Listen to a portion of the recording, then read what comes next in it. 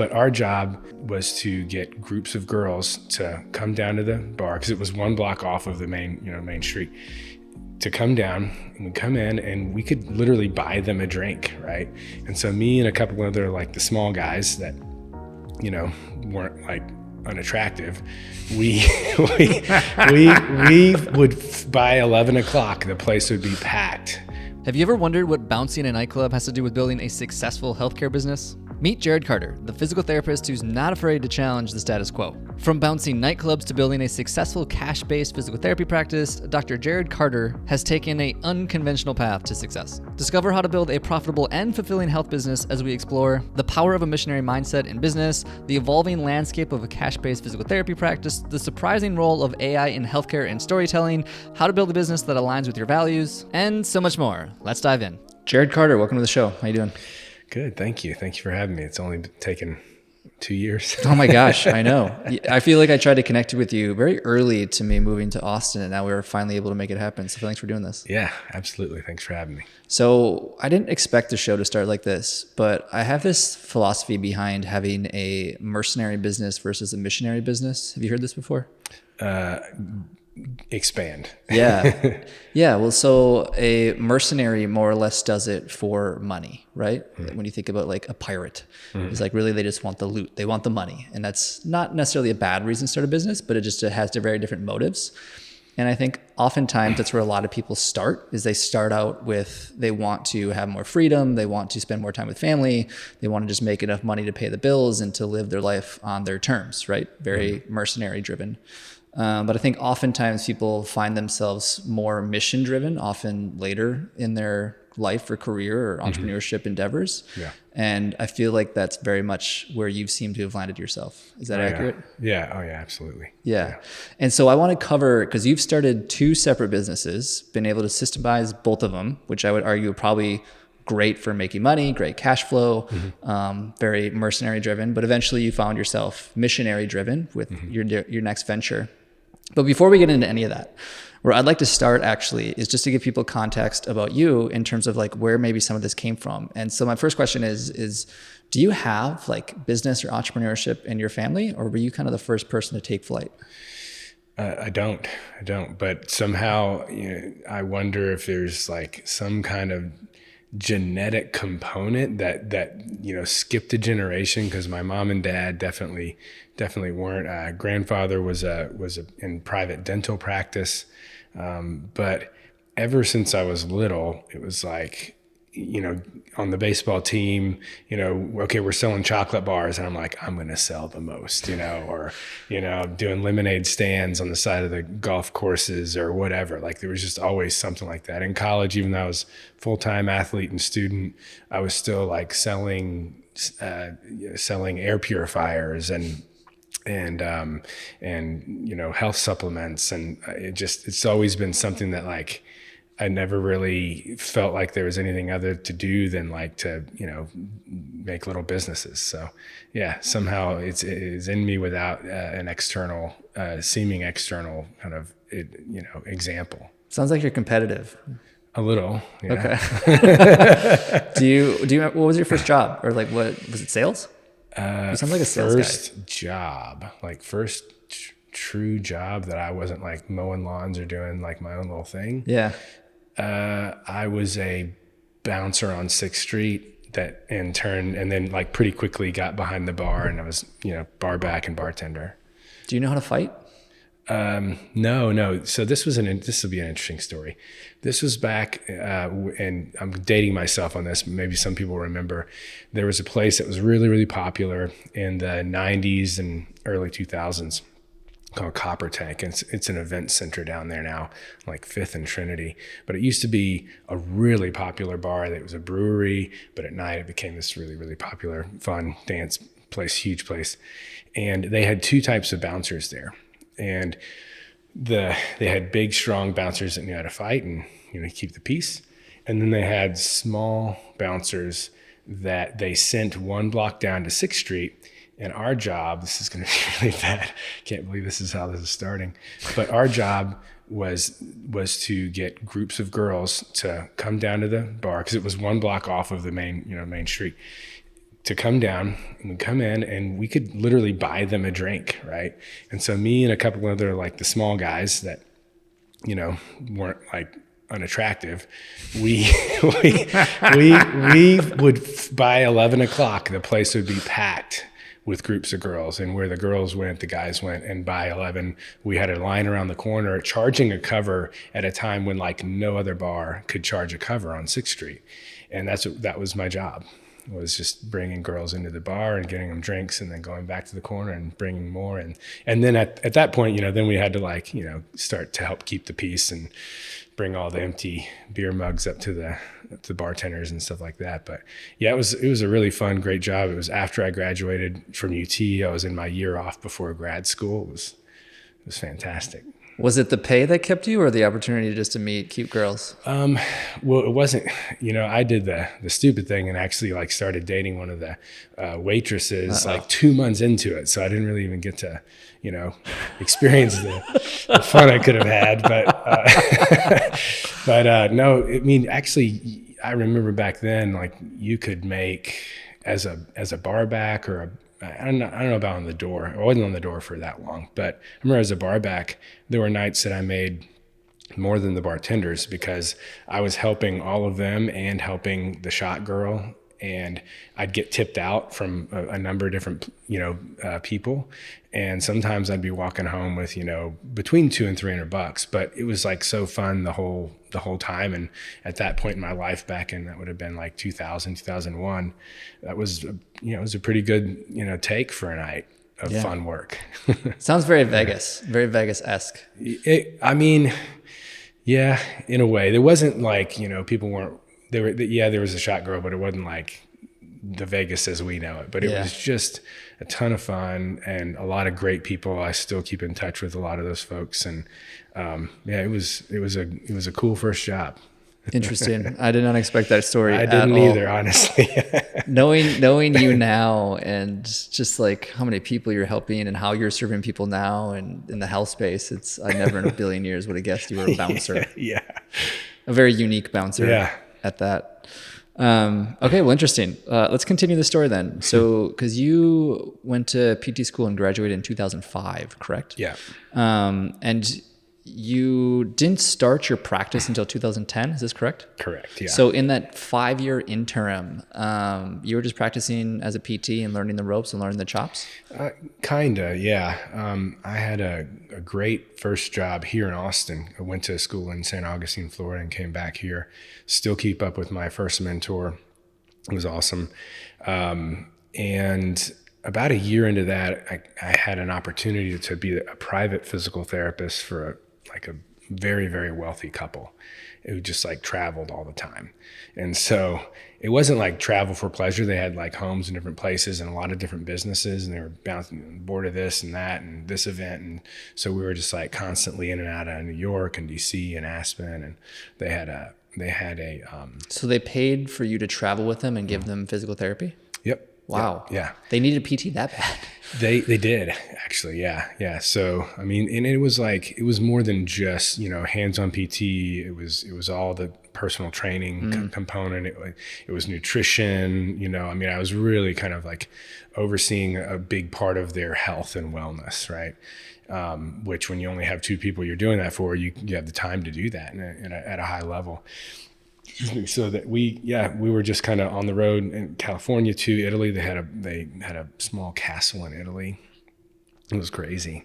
And so I did that for about a year. And then when I came back, pause. Why did you stop, or why did they stop? I mean, not really something I'd want to get into, but a predominant reason was that I was really young in my career, and with only 2 patients, you're not really advancing.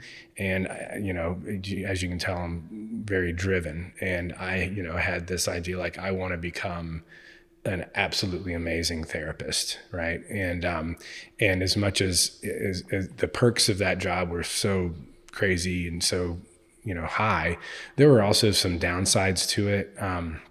But ultimately, and I'm still in touch with them. They're wonderful people. But ultimately, I made the decision that, I needed to like get into a clinic and see a lot of patients and have mentors and, really develop into the therapist that I wanted to become, which I did. So then I got a job with a cash-based clinic where, before, and even, before that, when I was in an insurance-based clinic, we were only seeing 2 patients an hour, which was even rare at that point in time. Now it's gotten much where, 3, 4, 5 patients an hour in a lot of cases.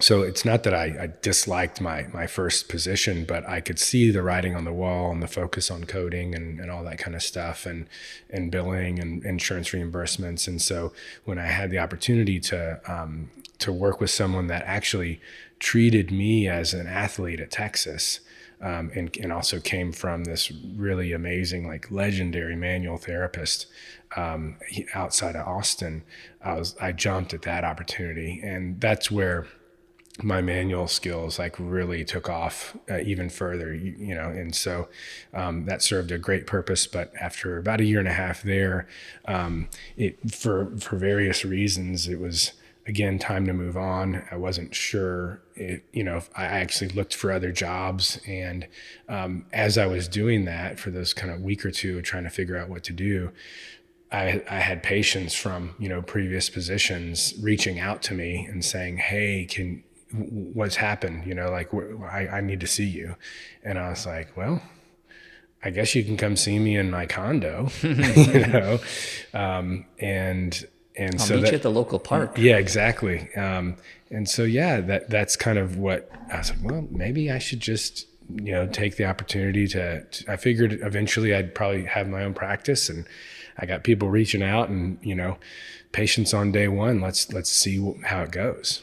Did you ever think about doing like a concierge style PT, kind of like you did with that other couple? Like, one, how did you even initially get connected with them? If somebody else wanted to do the same thing, I'm sure some form of networking, if I had to guess. But then 2 is like, why didn't you continue that route, I guess? Yeah, good question. And I did think of it when I was there. So the way I got connected was a friend from PT school. He was treating them when they were in Aspen for like a month. I guess they were there, and they asked him and if he would do it, and he was like, no, I really can't. He didn't want to leave Aspen, and he had a girlfriend. They lived there together. Blah blah blah. He's like, but I think I might know someone. I was still single at the time, and so. So that's kind of how that connection was made. And then while I was there and doing that with him, I did start to have the idea of like, well, maybe this could work. Maybe I could get other people to do this as well for others that want, a therapist to travel with them. And I never really strongly pursued it. I even ran it by the guy that, I was working with, and he was like, I'm not saying I don't think it can work. Obviously you're in this situation now.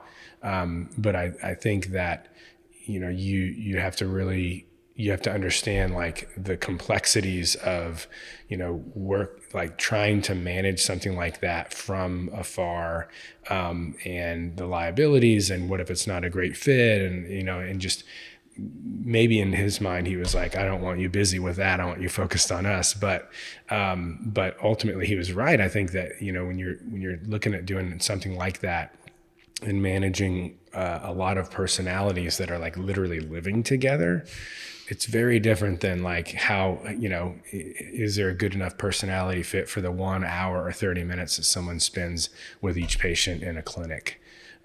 So, it would have been a really different animal, I think. Certainly not impossible. And I'm sure there are others that have done it, individually. I don't think anyone's like scaled something like that. But yeah, for a number of reasons, I just decided not to pursue that idea, but it did have it for sure.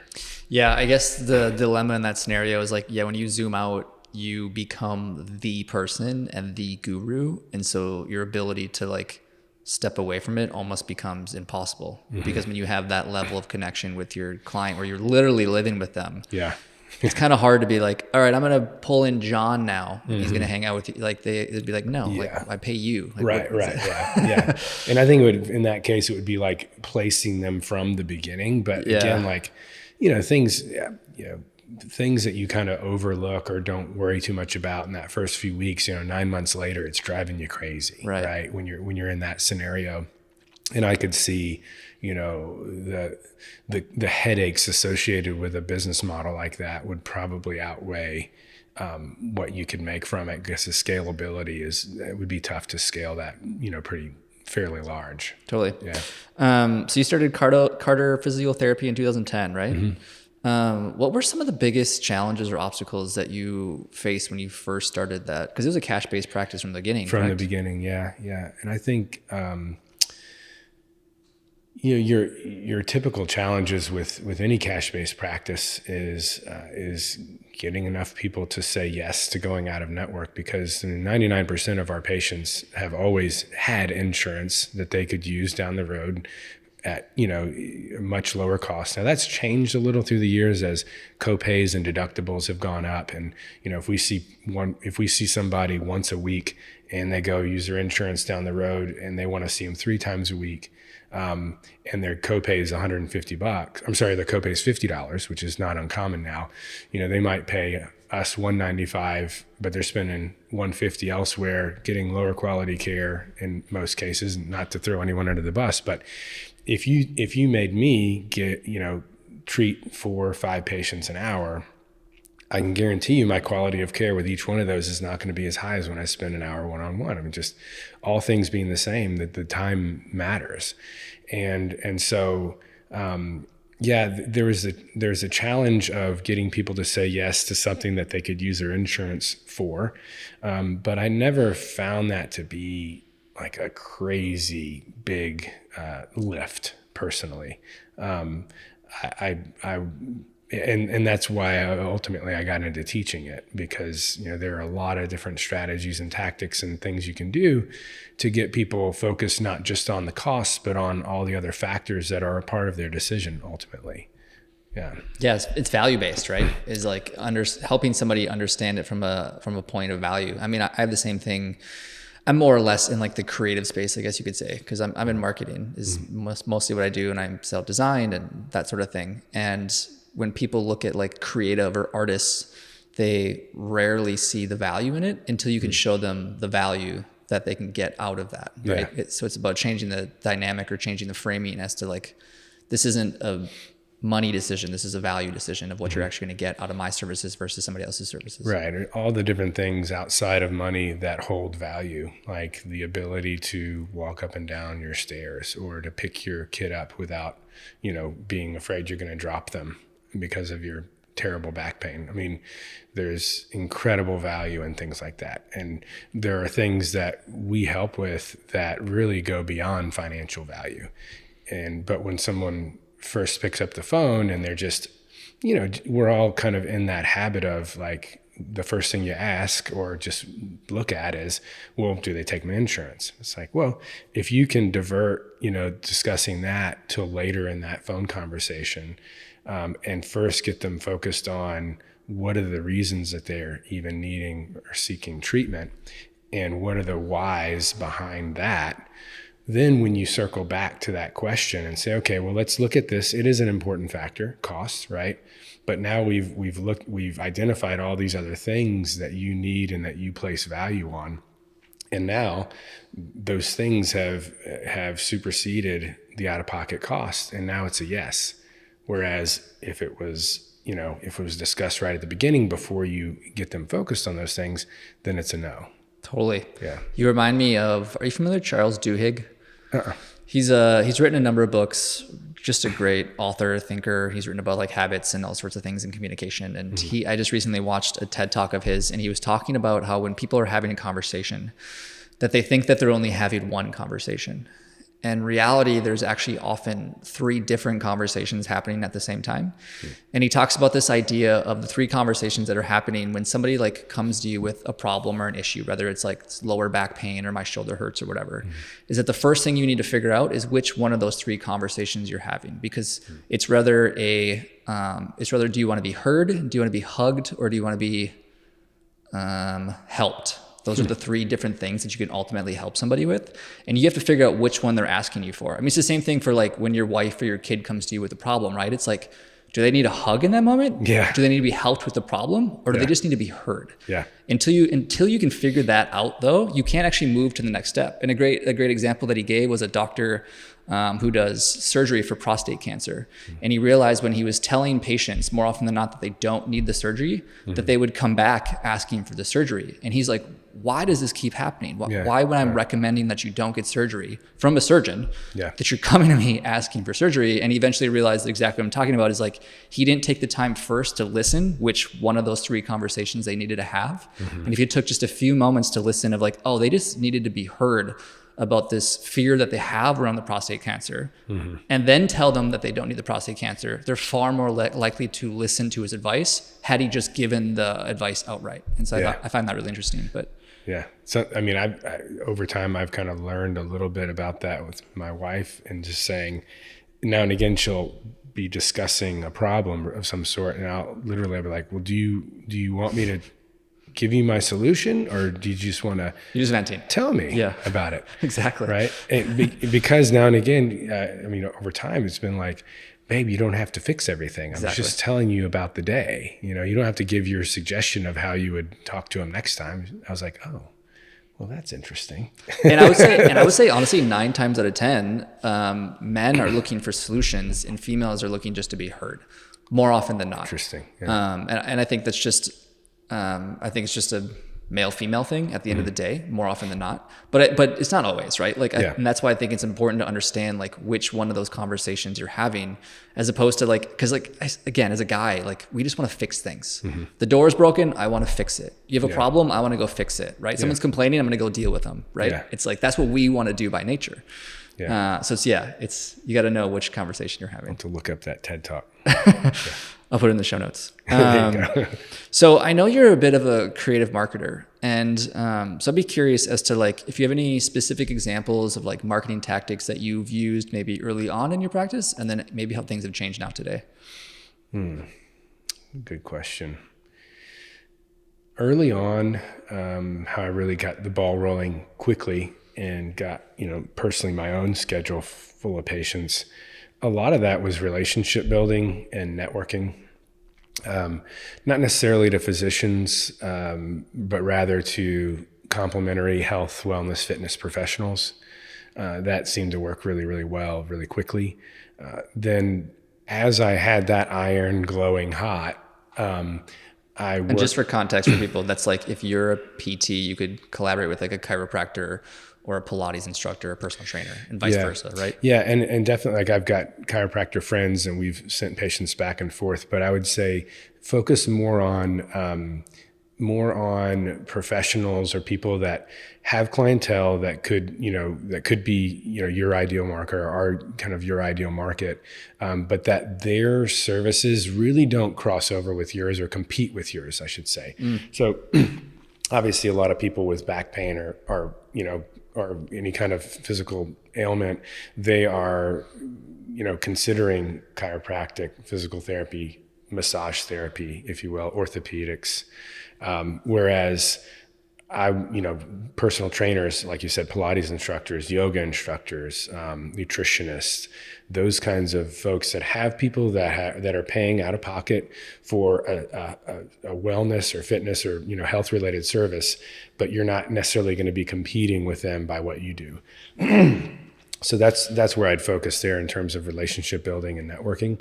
And the reason I didn't really go hard with physician-based referral source generation was more that back then there were not nearly as many cash pay concierge physicians or direct primary care, those kinds of. Now there are, and so anytime there's a physician-based or medical practice that does that is out of network concierge, or even that have cash pay services. So for instance, would be like a physiatry practice that does a lot of what they do is billed through insurance, but some things like prolotherapy or stem cell injections, those kinds of things are not covered, and it's a lot of what they do, and it's why people seek them out.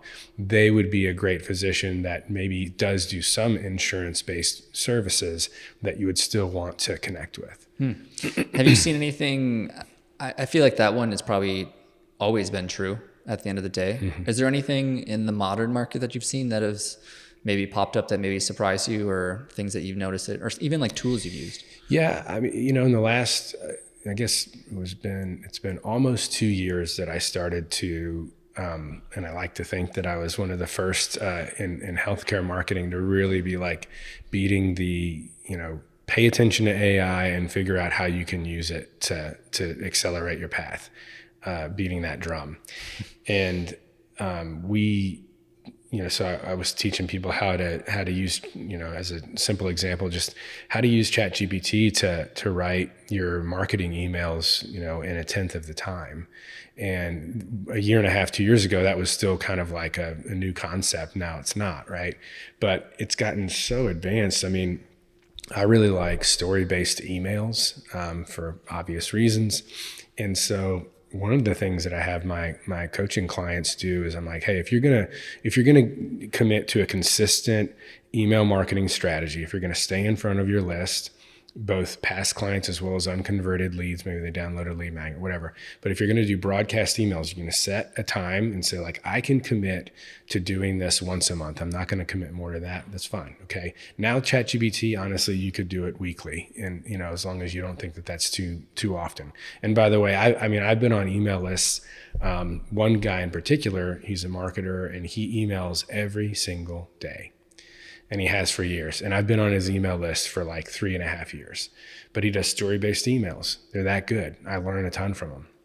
And so, emailing your list, if you do it in a way that's helpful, informative, and entertaining, then you can email him once a week.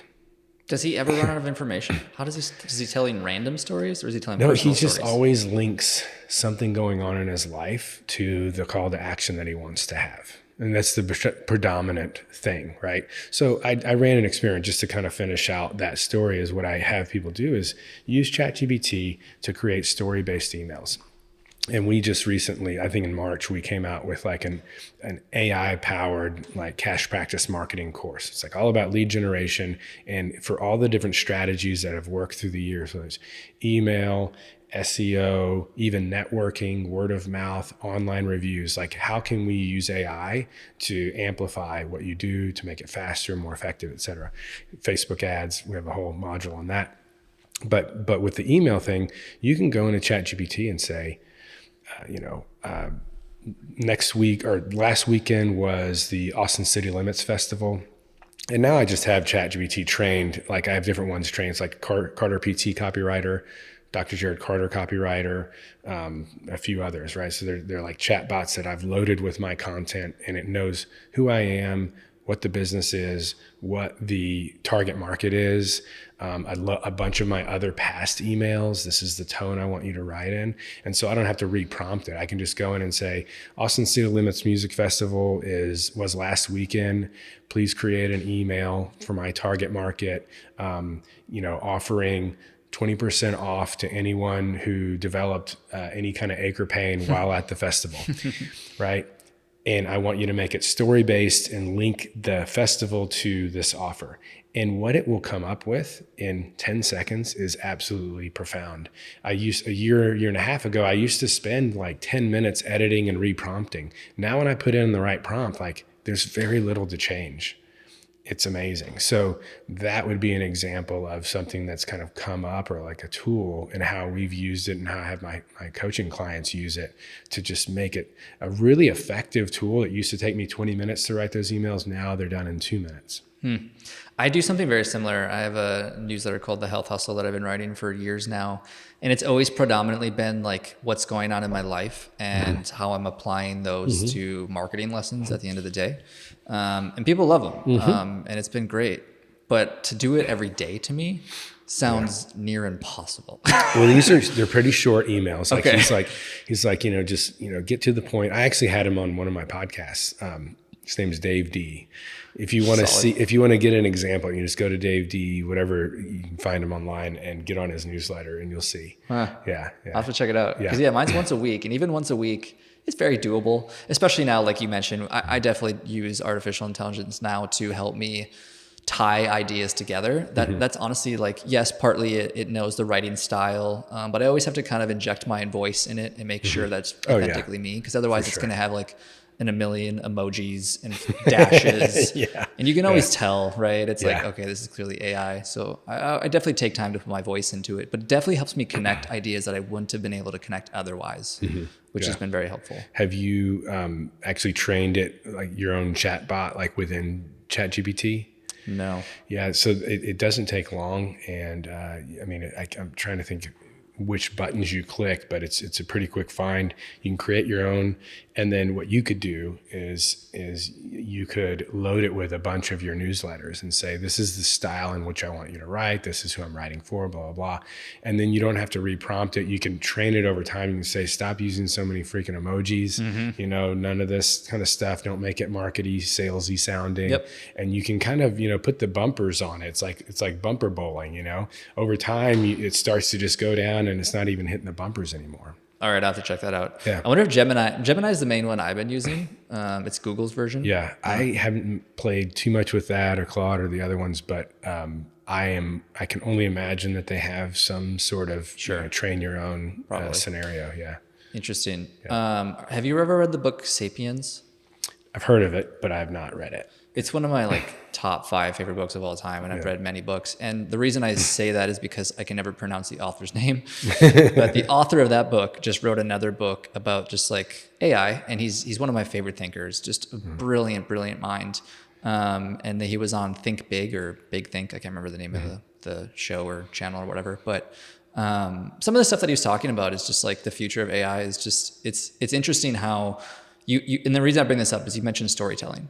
And what's become so fascinating to me is that, especially somebody who does marketing, I understand the power of storytelling. We've been doing it for all of human civilization. It is literally how we share information is via storytelling. It's how we connect, it's how we relate, it's how we remember things, is we tie stories to the information, which is why what D is doing is great and what anyone is doing. So if there's one drum that I pound, it's tell more stories. And then obviously have some sort of useful information tied to it. For sure, tell more stories. But what's interesting about this AI revolution is that AI is getting so good at telling stories now, is that now it's getting confusing on like, what is even true? Right. Which is getting very interesting in today's world. It's like even like some of the videos that like my girlfriend will send me of like Instagram clips. And then I have to be like, well, wait a minute, is this even accurate? And then I look into it and it's like, it was completely AI generated. There's an AI video with an AI voice and an AI story. And I was like, damn, like it's getting really interesting. And that's obviously like, you could talk about that for a long time. I'm a part of a group called Abundance 360, and AI has been the biggest focus of the annual summit. And last year, on stage, the kind of creator and host of the summit, he's close with Elon Musk, and the what was it called? It was called the Great AI Debate. Right. And so at one point it was just kind of like, is it going to be our biggest boon? Is it going to bring in the most abundance we could ever imagine, or is it going to be the end of humanity? And there were a lot of experts on both sides, and it was really clear that no one clearly knows. But he did get Elon to zoom in at one point, and he posed that question to him, and Elon just kind of paused, and he gave it some real thought. Like it was like an interestingly long pause. And he just very like nonchalantly said, yeah, I think maybe it's like a 10-20% chance that it ends us, but I really think that it's most likely going to make for a very, very abundant world. And I was like, did anyone else hear?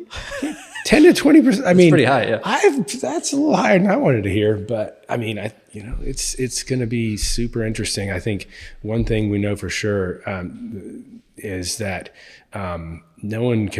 people can guess, but no one can really imagine what life is going to be like and technology is going to be like in just 15 years. I was just at another conference for the X Prize. Are you familiar with the X Prize?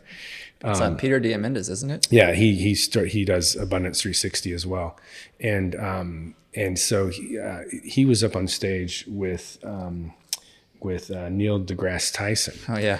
And who is hilarious, by the way. Like, I haven't watched a ton of his stuff, And he just had us cracking up the whole time. It was awesome.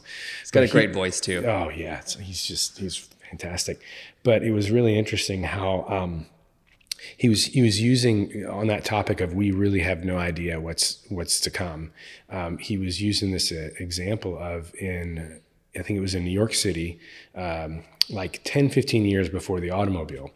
And everywhere you know, in all the old pictures, it's just horses and horse-drawn carriages. And there was a really, really big problem there trying to figure out what to do with all the horse shit. Sorry, can we? Yeah, you're good. Okay, yeah. I mean, it was a huge problem. You can imagine the disease and all this stuff. The flies were terrible. You know, they had all the street vendors, you know, with their food and all the flies. It was like really bad. And the actual solution to that problem, no one ever thought would be the solution. In fact, no one knew it was coming. And I mean, no one knew that there was going to be this thing called the automobile. I was going to say the car. It was the car was the solution. So, you know, we don't know. Mm-hmm. We don't know where it's going to go, and we don't know what it's going to figure out. But like right now, as I'm working so hard on, you know, fixing my kids' neuron damage, like in the back of my mind, I'm like, do I need to be working so hard on this, or do I just wait 10 years till AI figures it out? But totally. I think it requires some push and some direction. 1,000%. For sure. But I do think that a lot of things that we consider major problems or we'd have no idea how to solve, like it's going to figure that out for us. 100%. Yeah. I mean, it's the first intellectual competitor that humans have really ever had. Mm-hmm. And that's what makes it, that's why like so many people are talking about the fears around it, is because exactly to your point is that it has to be directed in the correct direction, mm-hmm. right? Is because it for sure has incredible power and incredible opportunity. But like the cliche quote goes, with great power comes great responsibility. Yeah. And so it's like, where do you direct it? Do you direct it towards like what you're talking about, like neurological things, or do you direct it towards like creating the most amazing, war weapon to be able to control the world, right? Yeah. And it's both is possible. There's no question. Yeah. One last thing on this before we move on with this journey, but the other thing that he hit on that I found really interesting was just like how this is the first time ever too, where exactly to that point is that we now have the opportunity, like we actually don't know now how it could progress or how it could improve or destroy our life, as opposed to before, like nuclear warfare. There's a pretty clear, like, okay, if we all go to nuclear war, we all kind of die, and that's really bad. Yeah. Well, the problem with AI is like we don't know what it would look like, or what we're trying to prevent, or what we're trying to not make happen, because we don't know. Yeah. Right. That's the challenge. Yeah.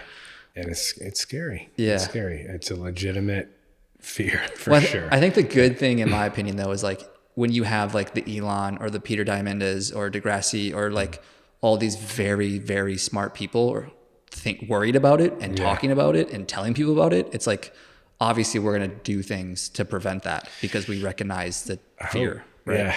It's, you know, on just last thing on that topic, I mean, a lot of, including Elon and a lot of the kind of top heads of these AI companies all, you know, sign this letter like, hey, we need to pump the brakes and make sure that we do this safely.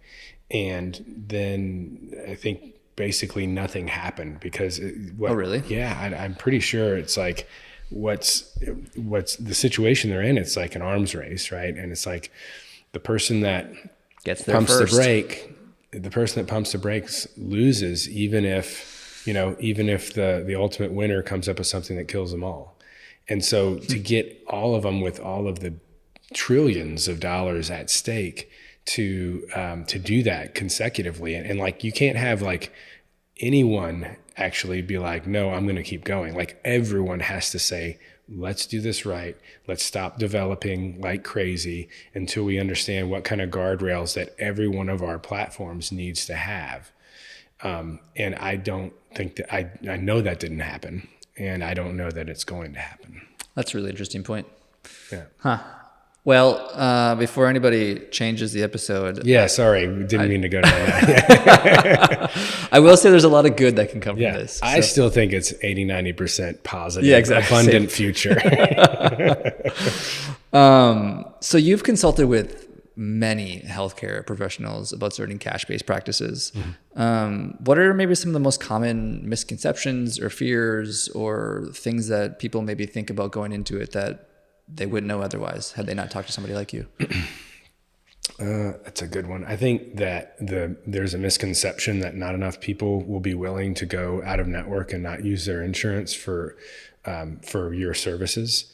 And if you can adequately create, like we talked about earlier, something that is of sufficient value that far exceeds what their out-of-pocket costs will be, you'd be surprised at not only how many people you can get to say yes to your services, but also the types of people in terms of finances. I mean, that is another misconception that if you have a cash practice, then you're basically only, serving people with a bunch of money, and that's not the case. And we've had so many people that they're students, the broke students and starving artists, if you will. And it's just like, hey, if you can get me, like this is a good example, a very financially strained bass player, played in like 3 or 4 different bands in Austin, but his finger was screwed up.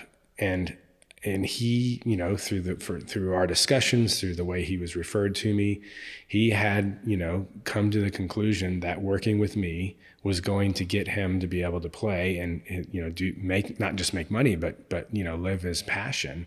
And so even though he could not really afford it, and we put him on a payment plan and spread it way out to make it financially more doable, we've had a lot of people over time who, really don't have a lot of money that said yes to going out of network because they believed that we were going to be the answer for them, and that we were going to get them to that goal that's so emotionally important to them, whatever that may be. The examples are limitless.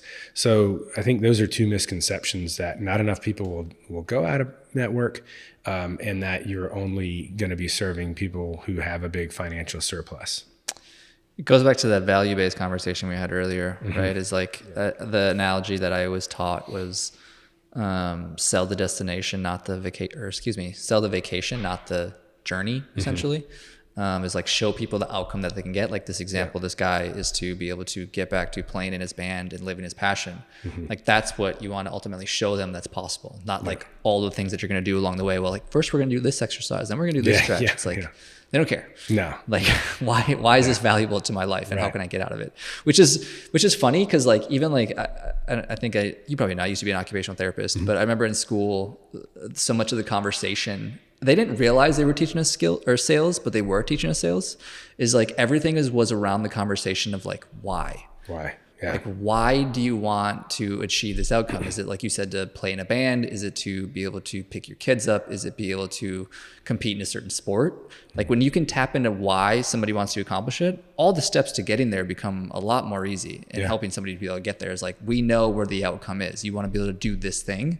Like that's sales at the end of the day. Yeah. Even though they didn't teach us that in school. But we didn't get as much of that in PT, but I can see with OT literally being about, this like so functional and, everything daily, being able to function in daily life. I could see that, being something that was really driven home, and also them not knowing that they were teaching you an important component of sales. No, they had no idea. Nobody in my OT well, I take it back. One of my professors, I had like a 2 hours worth of business training, I feel like, in OT school. And one of it was she made us read the book, Who Moved My Cheese? Or Who Moved the Cheese? That's a good one. Yeah. That's the only like business training. So for like early practitioners or early PT owners or business owners or cash-based practices, like what are some of like the earlier mistakes people making that transition, and how could they avoid it? Let's see here. I think you have to kind of break that down into established practice owners who see that the only path to not having to sell their practice or go out of business is by going out of network or adding cash-based services. Like that's one group. And then you've got those that are not yet in private practice and want to start out cash pay from the start. And so I think I'd say for the first group, the biggest mistake that I see is waiting too long. They wait until their back's completely against the wall. Profit margins are totally spread thin. They might have a practice doing $1.5 million in revenue, and they're paying themselves like $20,000. While their new grads are demanding $80K a year, and they're paying it, right?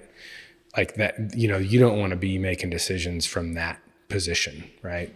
And it's all accelerating faster these days because of the merger and acquisition, mostly acquisition kind of trend that's been going on since like 2018. It's really ramped up, and especially it went even faster in the pandemic. But for those who are unaware, major corporations and hospital systems are buying up smaller practices like as fast as they can. And what happens is they can maintain decent reimbursement rates because they have the leverage and size to do so with the third-party payer. But the third-party payer is not going to lose its profits. They've continued to set record profits. So what they do is they charge more to the consumer, higher deductibles and higher copays, and they screw the small practice owner with smaller and smaller reimbursements for their services. So because that acquisition has sped up, it's also sped up how badly the insurance companies are screwing small practice owners.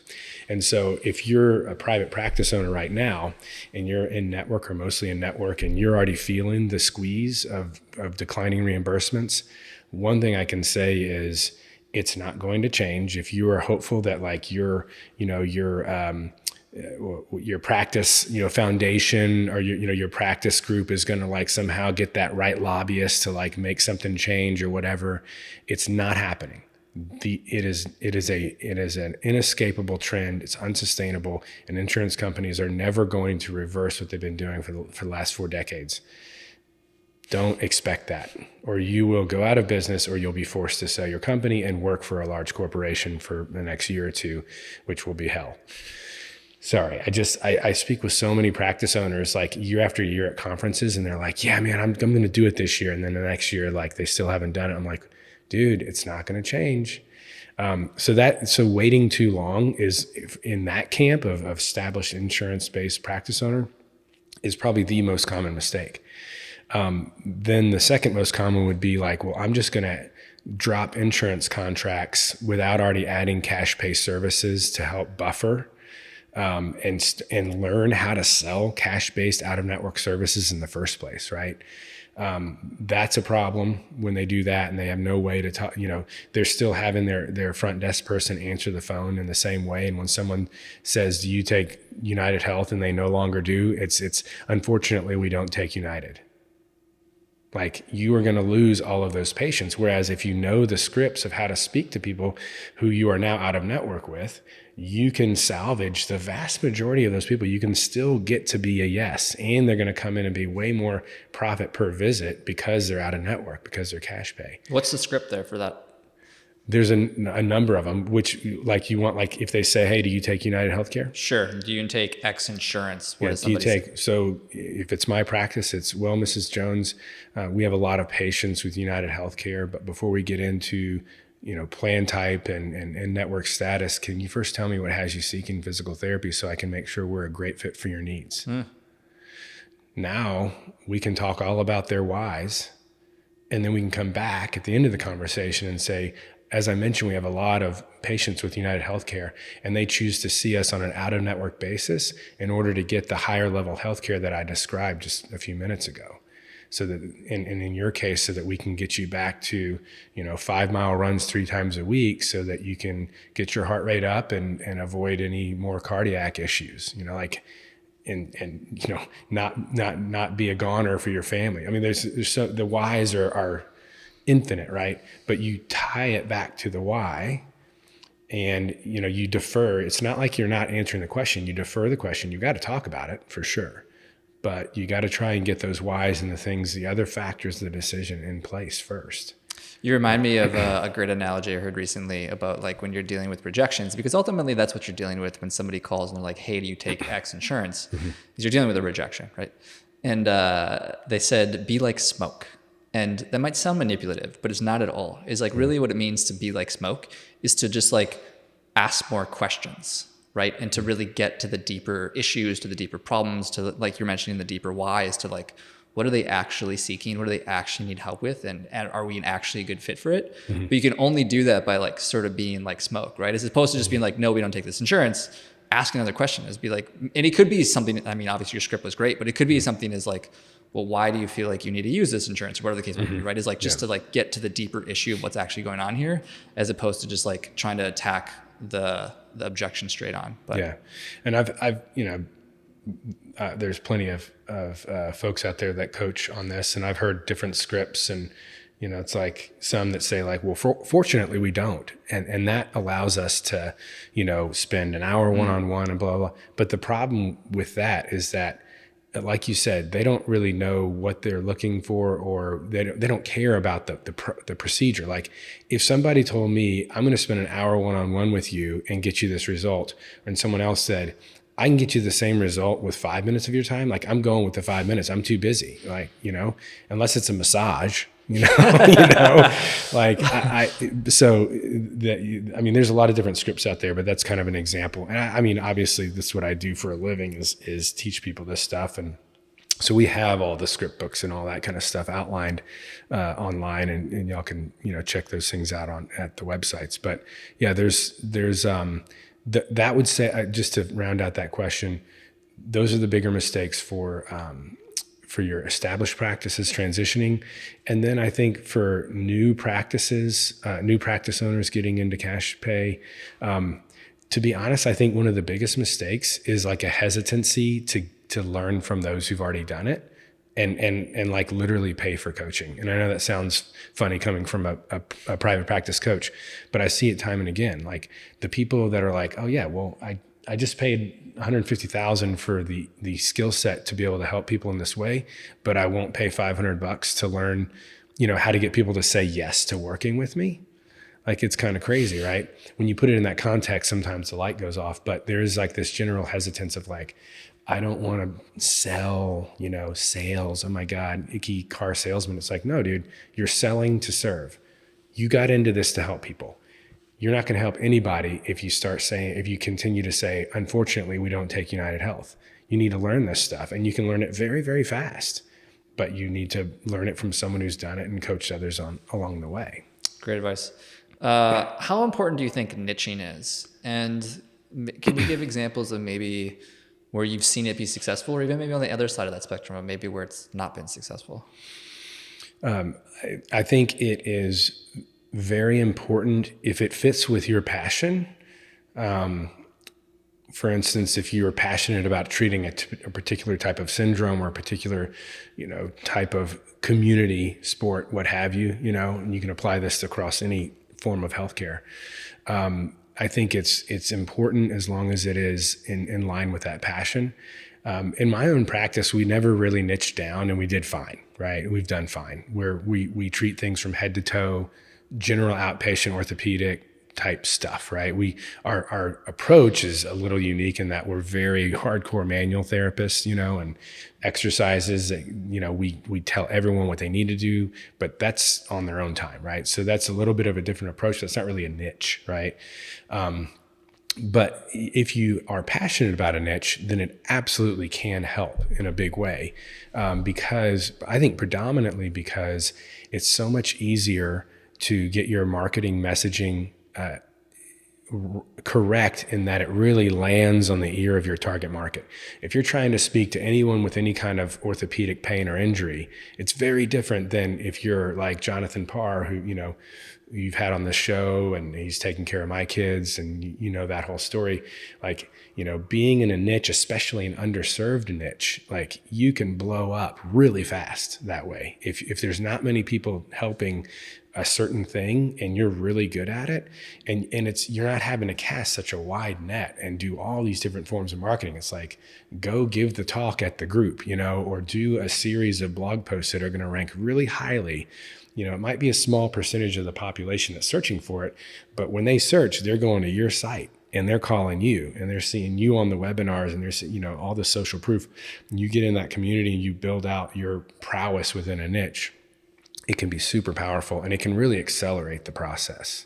Yeah, you mentioned John Parr. If anybody wants to catch that earlier episode, that is something that we got into, is that he went pretty hard into the neuro niche ultimately. And Yeah, EDS, POTS, that kind of stuff. he literally had people, I think, like flying in just for his services. Yeah. So that can be very powerful, but you don't have to, I think, is the more important lesson. Yeah. I recently learned about this analogy of the niche hourglass, which I thought was beautiful. But essentially what it is like, when you're first starting out, I think generally speaking, it's probably good to stay broad, because you don't really know where the opportunities are yet. And you don't really maybe even know what you like or what you should pursue. But if you do find something that is like working and you have enjoyment in it and you're getting a lot of success with it, then you can narrow, right? When you're thinking about an hourglass, start wide, go narrow. And then the cool thing from there is, which I think is what John is kind of doing now, is that once you get narrow in an area, now you can actually kind of like broaden your services. You can open more clinics. You can get a little bit more broad again. But I just love that idea of like, that is the a niche cool concept. Hourglass. And if you're going to do that, I would say add one niche. Like with my students, a lot of times they're like, I really love this. Like, I'm really great at pelvic health, but man, I'm also a runner, and I'm big in that community. And, and it's like, which niche do I choose? And I'm like, well, choose one, but develop there first and then add the other one in. Totally. Spreading yourself amongst multiple niches, it's kind of like not niching down at all. You're just spread thin. And part of the point is to go narrow and be able to like dive deep into it. So you've built 2 successful practices or businesses, I should say, practice and coaching, been able to systematize them. And now you're kind of onto this next venture, which is something that we briefly alluded to in the beginning of this episode, is going from more of a mercenary to more of a missionary pursuit. Mind sharing what that is or what the next steps are for you? Yeah. So, at the time of this recording, about 6.5 years ago, my boy-girl twins, Adelaide and Gray, were born.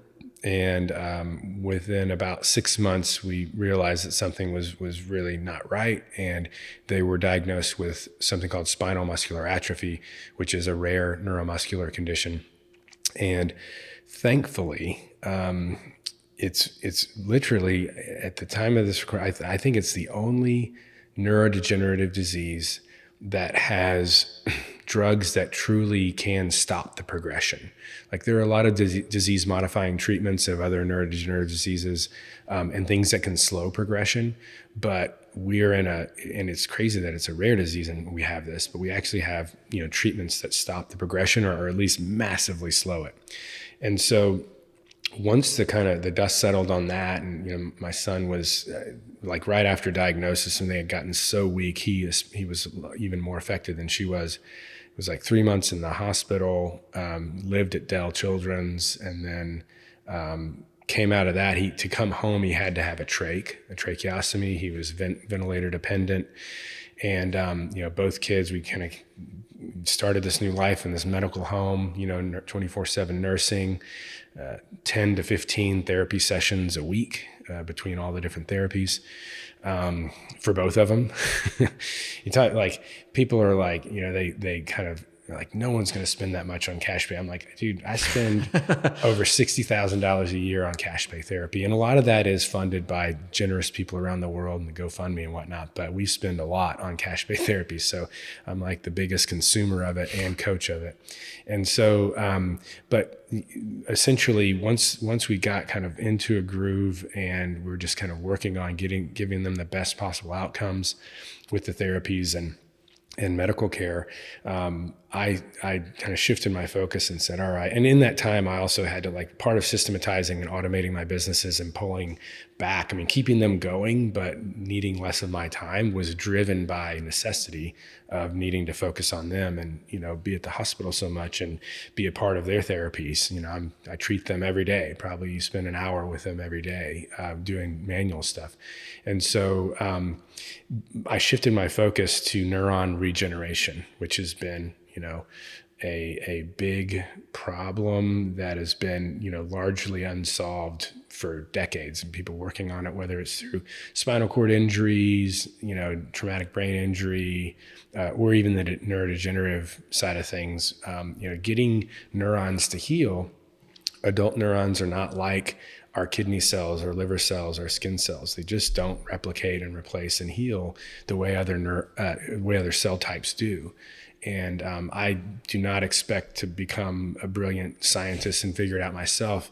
So I started to, first I got a good sense to spend a lot of time on PubMed over the years and got a good sense of like, what are the shots on goal that have been taken?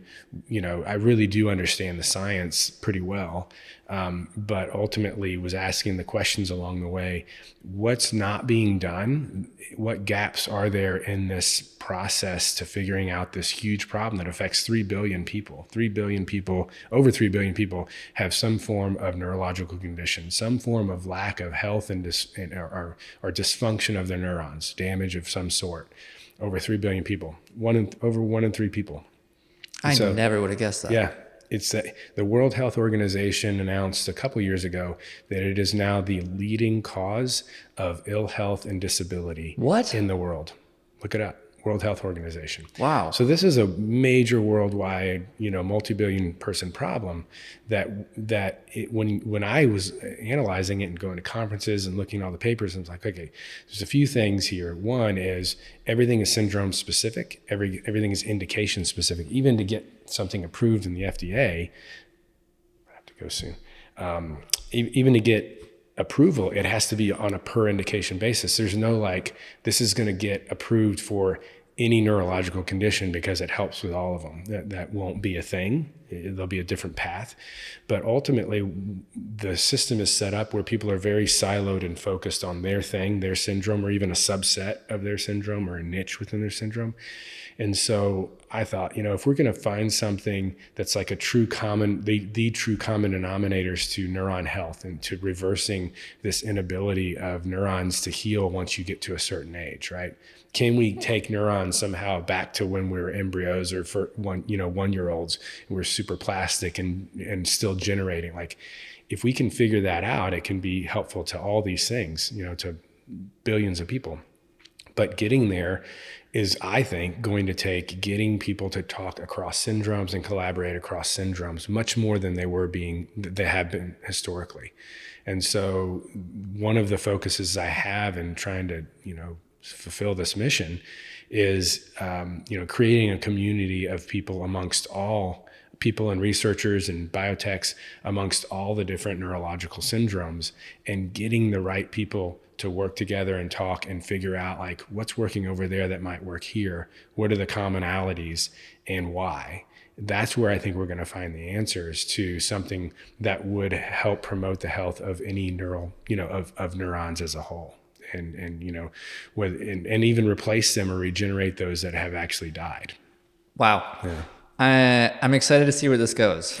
Me too. And I think a lot of people are, because you're only just first stumbling into this, right? Yeah. I mean, it's been in the works for a number of years, but really it was just this year that I launched Regeneration.com, and just a few weeks ago that we started the podcast, the Neuron Regeneration podcast. Cool. So yeah, if anyone is interested in this or have, patients or family or anyone that, would be interested, please let them know that that's the mission, and they can, we're doing a weekly email newsletter and podcast that, puts the most recent stuff in their hands, curates it for them. So you know exactly what people are working on, what breakthroughs are happening. And where can people find this? Neuronregeneration.com. Just find where you can sign up for the email newsletter there. And then obviously the podcast is on, all the different platforms. Oh man. Okay. Well, we'll need another episode when that all comes to fruition, and we can talk more about that. But for the sake of time, I got a round of rapid fire questions for you. It's whatever the first thing is that comes to mind. Okay. What's your best business advice? Don't wait. What's your best marketing advice? Know your audience. What's your favorite part about entrepreneurship? The freedom and control. When are you the most productive? The morning. Who is your inspiration? My children. Tell me one secret or something most people don't know about you. The bouncer was a good one. I was a bouncer. I was I don't know about secret. I was a diver on the University of Texas swim and dive team. All right, pretty good. Still do it? No, absolutely not. What would you change about yourself? Being able to be content with how things are. I think many business owners struggle with that. Mm-hmm. What's your favorite app or resource right now? app or resource. Oh, this is fun. Hey, to be honest, this isn't like a self-serving plug, but I put my team from another business on the Neuron Regeneration Instagram. And I absolutely love going to my own Instagram. I don't curate any of the content. They do it all because I learn so much from it. Oh, really? I'm texting them like, that's awesome. Get them on the podcast. Like, that's amazing. I didn't know about that. Like, I didn't know Chinese celery has a component that's been approved by the Chinese FDA for post-stroke, for neuroregenerative properties. I only knew that because it was on my own Instagram like feed. How are they finding it? They're just curating content from, about neuron health, brain health, longevity, all the different neurodegenerative diseases. And they just take these clips and put them, and it's like totally informative. So that's my favorite resource right now. I like it. For what I'm doing. What's your favorite part about Austin and you can't say the people? I love how, even though it's grown quite a lot, and I was born here, grew up in Houston, huge city, and then came back for school and, kept coming and going. I've been here for a while. And I love that after all these years and all this growth, you can still have like a big city, fun city type experience and feel, but with 15, 20 minute drive, you can be like this in the hill country, have a very outside of the city feel. I love that. Same. Yeah. It was weird for me moving here from Minnesota. I was like, I can't believe how many like hills and trees and stuff there are here. I thought I was going to the desert. I was like, what's happening here? So I have one last question. Before I ask that question though, for one, what's your plug? Where can people find you? It depends on who you are. If you want information and tactics on how to be successful in cash-based practice, then Instagram at drjarodcarter.com. I'm sorry, at Dr. Jarod Carter. If you want a ton of downloadables and more directed content, I would actually just go to the website, drjarodcarter.com. And then if you're in Austin and you want great manual therapy, or if you are a great manual therapist, we're hiring. You can go to carterpt.com. And then if you're interested in any of the neuron regeneration stuff, then neuronregeneration.com. Cool. I have one last question, but before I do, I want to acknowledge you for being probably one of my favorite resources for cash-based practice information. You, like we said in the beginning of this episode, I've known about you for a long time, and you're somebody that I wanted to meet for a long time. So thank you for doing this. But also your ability to consistently put out content and information and connecting with other PT business owners. Like, I think your podcast episode's up to like 250 or something like that. Yeah. It's unbelievable how much information and content you continue to push out. So it's great. Yeah. Thank you very much. Yeah, for sure.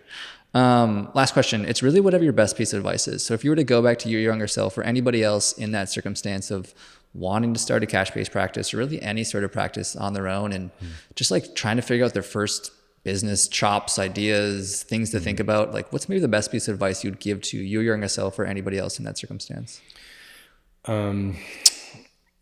I think I would go back to when I mentioned like one of the most common mistakes is not seeking out expert advice. And, there's a lot that you can get from podcasts and reading blogs and piecing it all together. But every situation is different. Every practice owner is different. Their problems are different. Their opportunities are different. Their niches are different. And so you don't just need, general information that you can get from a podcast. Like you need to be able to ask an expert. And, I've had a business coach, although, they didn't exist. I was the first one doing this. But I've had general business coaches, right? And I still pay a lot of money for my business coach, and it is worth every penny, every single month. I know it makes me way, way more than I'm spending. And so if you're just starting out, or even if you've been at it for a while and you're just not getting the results you want and you haven't already done it, like find a coach that fits with you, their coaching style. There's a lot of coaches out there that are, especially the ones that, they've been doing it for a long time in our cash-based space. I gladly refer out to them. Somebody's trying to figure out who should I choose? I'd say like at that point, it's really like who has the best personality fit with you, who seems to be the most motivational for you, that you feel like you can sit there and ask questions of and listen to, and you're not like turned off by their personality, or if they're too salesy or whatever the case may be for you, right? So finding that resource and that person that really fits with you and can give you specific advice to your specific situation is going to get you there so much faster than listening to podcasts and blogs and whatnot for the next 3 years, just trying to figure it out on your own. Great advice. Cool. Yeah. Thanks for being on the show.